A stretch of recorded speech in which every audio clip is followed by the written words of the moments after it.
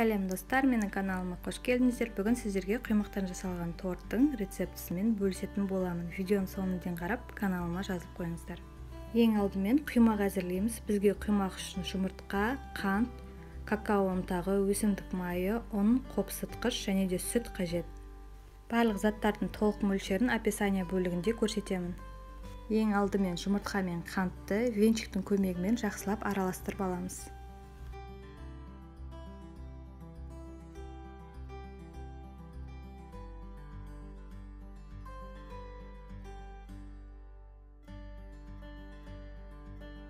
Содан соң сүтімізді қосып араластырамыз.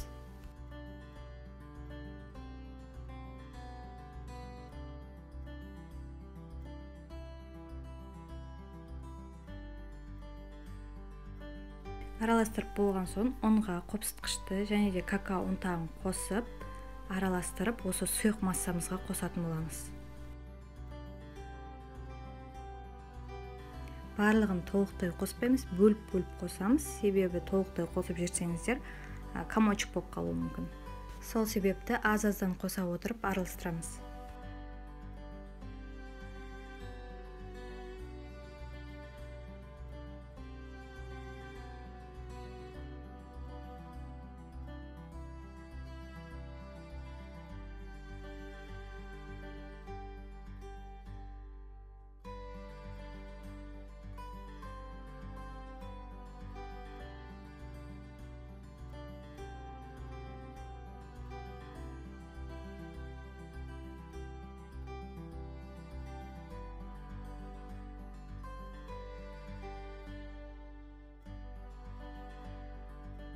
Ұнымыздың соңғы бөлігін қосып, жақсылап араластырып, содан соң өсімдік майын қосып, бір араластырып аламыз.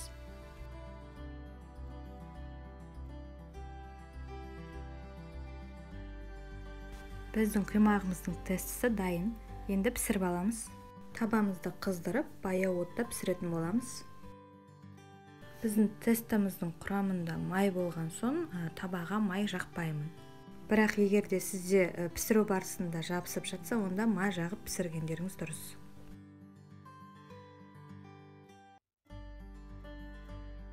Бір жарым минут шамасында пісіріп, екінші бетіне аударамыз.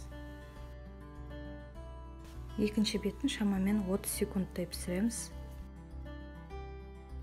Осылайша барлық құймақтарымызды пісіріп шығамыз.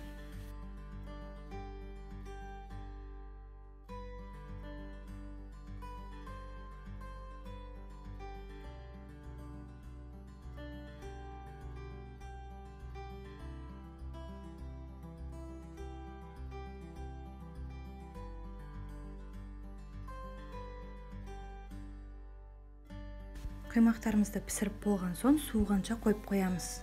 Ол арада тортымыздың кремін дайындаймыз.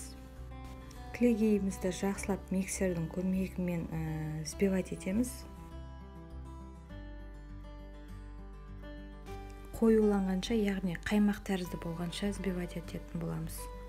Содан соң сгущенка қосып жақсылап араластырып аламыз.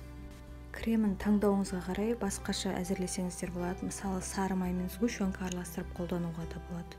Немесе қаймаққа сахарный пудра араластырып қолдансаңыздар да болады. Араластырып болған соң тортымызды жинаймыз. Егер сізде осындай форма болса, осындай формаға салып жинағандарыңыз өте ыңғайлы болады, себебі тортымыз өте жинаққа түзу болып жиналатын болады. Әр құймаққа 2 немесе 3 қасықтан крем жағамыз. Сонымен қатар әрбір құймақтарымызды бір тарелканың көмегімен жиектерін түзулетіп кесіп шықсаңыздар да тортымыз түзу болып шығатын болады. Тортымызды жинап болған соң қалауымызша әсемдейміз. Біздің тортымыз дайын, өте жұмсақ әрі дәмді болып шықты. Міндетті түрде жасап көріңіздер, сіздерге ұнайды деген үміттемін. Егер де видео рецепт ұнаса, лайкпен қолдап қойыңыздар. Алдағы жаңа видеоларды жіберіп алмас үшін каналыма жазылып қойыңыздар. Сіздермен бірге болған Лаура.